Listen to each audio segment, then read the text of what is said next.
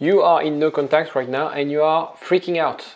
You are freaking out because it's been perhaps weeks or months. You thought that by going no contact, because you listen tips online, your ex will reach out, and they don't. And so right now you're kind of puzzled whether you should reach out, whether you should continue, whether you should move on. In this video, I will explain why we're so scared when this happens, how to cope with those stress and this anxiety, and whether you should reach out or not, whether you should move on. I'll explain everything after the jingle. IGetMyExBack.com. Everyone deserves a second chance. So first of all, why are we scared? We are scared because leaving a relationship is breaking this attachment that we have with this person, something that we built for months, for years, and it's very hard to readjust to this new normal. You know, sometimes we have a habit, for example, with your partner to text each other every single day at night or in the morning, and now you can't do that.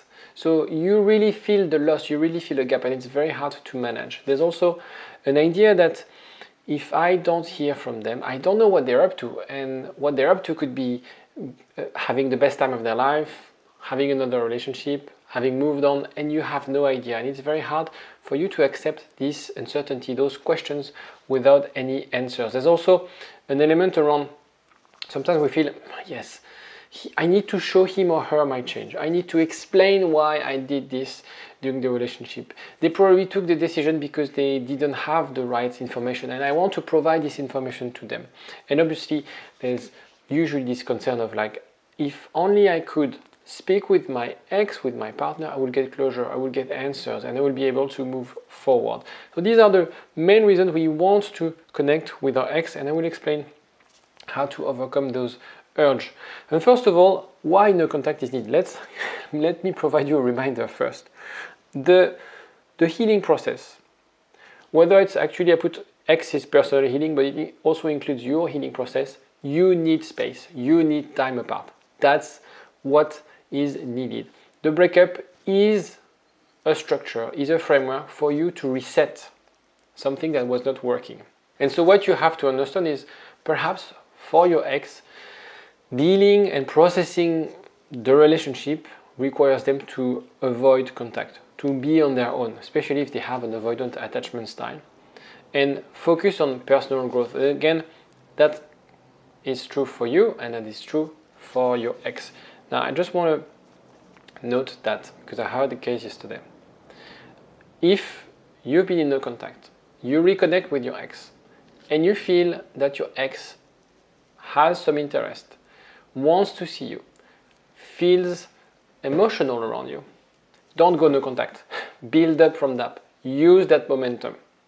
That means that the no contact that you've done initially worked, and you have to build up from that. So at this stage, obviously, your ex won't necessarily tell you, I made a huge mistake, let's get back together. They will have this internal conflict of whether, oh yeah, I want to be back together, but you know, it means that I'm going to change my mind. I'm scared because I got hurt, etc. And so this is not a bad sign. It's a normal process when people change their mind before getting back together. So it's very important for you to assess this and don't overdo no contact, because I think sometimes people, not a majority of people, but sometimes people go no contact extensively, and it's actually making it more difficult to get back with the ex. So first of all, you need to manage your expectation around the fact that you can't control your ex's thoughts and beliefs. Right now, that's what you want to do. You want to show them, you want to prove them, you want to be in front of their face telling them, you're making a huge mistake, this is wrong because of this and that and that. That's not what they want, right? Also understand that the silence doesn't mean that they don't care or that they don't value the relationship. Understand that most people, when I say most people, people obviously are watching my videos, or people who want to get back with the ex where they know they had something special. In those cases, usually people are still in love when they break up. The problem is not about love. The problem is about the dynamic. The problem is about insecurities, about attachment style, but it's not about love. And so the silence, this time apart, will not make them fall out of love. That doesn't work like this. Okay, so not hearing from you, it's not because they don't hear from you that they will forget you. doesn't work like this. Now, you also need to understand, as I said, you don't need to prove anything. And I think there's always this urge to say how much you love them, to say, all the things that you can provide. That's not what your ex wants, right? They don't want to also hear what you're up to, your plans for the weekend, what you're going to do for Thanksgiving or for Christmas. That's not what they want, okay? They want a breakup, they want space, they want time, they want to reflect, and you should also do the same. Right now, your job, your only focus is not about what your ex is up to, it's about how can I align. And it's very simple, but it's very simple, but people don't do it. So listen carefully. It's simply to align your actions with your ex's needs. And in a way, if you do that in the context of the relationship, you have a successful relationship. This is my formula. This is the formula if you want to have healthy, successful, resilient relationship. Is when you understand your partner needs and you meet them. That's it. It shouldn't be overly complex. More complex than that, this is the solution. And so in the context of breakup, your partner's need is not to hear from you, is not to get news from you, is not to hear you crying, hear you showing off, seeing pictures of you on social media. That's not what they want. That's not what they need. It's very important for you to remember this. And so the urge to reach out, and I think that's the theory. I explained why you shouldn't reach out. But sometimes we feel like, it's a little bit like when you have a cookie and you kind of want to eat something. This urge is something automatic, driven from our fear, unconscious mind, etc.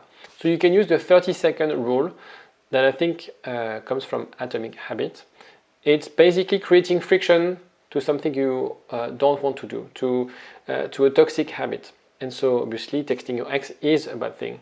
And so my advice is to, draft the message and leave it like this for 30 seconds. And then try to use your rational brain and think, okay, is it a good idea?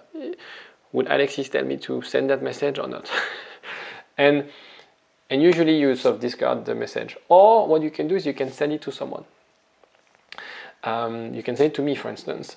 My clients that I have on WhatsApp, I have about 20 clients per month on WhatsApp. And sometimes they use that. They send me what they were about to send to their ex. And it's important because that provides what I call an emotional fuse, right? You're overwhelmed, you're about to fall in, you're about to make that mistake, and you actually make the action, but it doesn't go in the right direction. It goes to me, which is the right direction. Focus on personal growth. So that's important in the context of no contact, is how you can redirect your focus on personal development, on growth, because A, your ex won't get back with you if you don't change, and B, it's the only option you have anyway, right? You have to build from scratch, you have to move forward and grow from this. And if it's out of revenge, if it's about using body revenge or only this kind of revenge and show your ex what they lost, then I'm fine with that, because it shows that you're progressing, you're making progress in your life. And that's why it's important to explore new interests, self-improvement, anything that will bring from a place of low self-esteem, low confidence, where you feel like you're crap, to a place where you have finally found your why and found sort of a sense of purpose.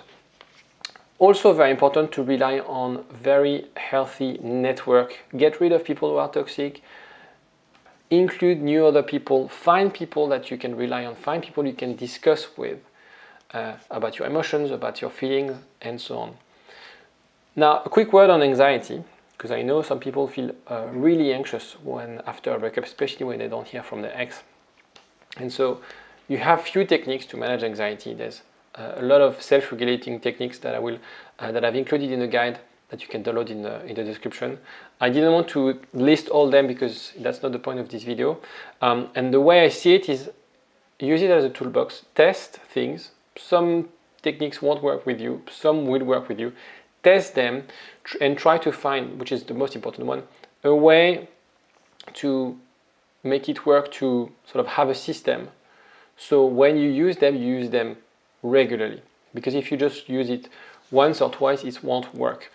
If you feel overwhelmed, if you feel that it's too hard for you to deal with this, seek professional help. Don't stay alone, don't isolate yourself. It could be with me, it could be with someone that you can meet face to face locally, it could be anyone that you find online. It's very important to accept that it's okay to need help, especially if you feel anxious, if you have dark days. So feel free to reach out to me or anyone, as I said, there's a link as well, if you want to book a discovery call with me. And so yeah, constructive activities. Why don't you go to a boxing class and put the picture of your ex on the punching ball? Ideas like that, because I think it's very important to be active as well. And so hobbies, activities, it's really helping you to feel active and outside of this place of loneliness and sadness. It's okay to speak. It's okay to want to speak, actually. And maybe you need to speak with someone every day, because maybe that's the problem you have with this no contact, is because you feel the need to share things to someone, to a confidant. Maybe you don't have that person in your network, maybe you have this person in your network. It's important to find that person with whom you can express your feelings, your concern, and maybe it has to be on a daily basis for a bit. That's fine, because that will also create the right environment for emotional processing.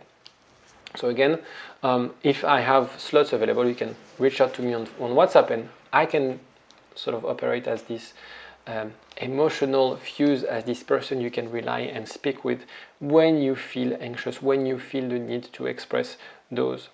So right now you have to shift your focus from fear. It's easier said than done, but from fear to empowerment, from fear to growth. Because as I said, there's no other way around, right? The only way is the way forward. So also understand that your value, your life, doesn't depend on your ex's action or whether they reach out or not. And so it's very important to build up this self-reliance, this emotional independence, which is very hard when you have an anxious attachment style, for instance, because you based your balance in the construct of a relationship. And it's very hard for you to navigate life outside of a relationship. You have to do it anyway, because if you want to build a successful relationship with someone and build a secure bond, you need to be okay to be on your time, to have your own space. And as I said, if you need someone to act as an emotional fuse, use me. Don't hesitate to get in touch with me. I will see you next time. Bye-bye.